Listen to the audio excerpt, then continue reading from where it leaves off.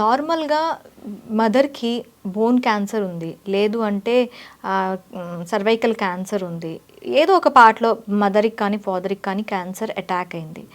అలాంటి టైంలో మనకి జెనెటికల్గా క్యాన్సర్ అనేది అటాక్ అవుతుందని మనకి సైంటిఫికలీ ప్రూఫ్.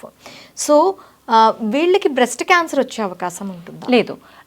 ఫాదర్కి ఏదో క్యాన్సర్, మదర్కి ఏదో క్యాన్సర్ ఉంటే మనకి బ్రెస్ట్ క్యాన్సర్ వస్తుంది అని లేదు.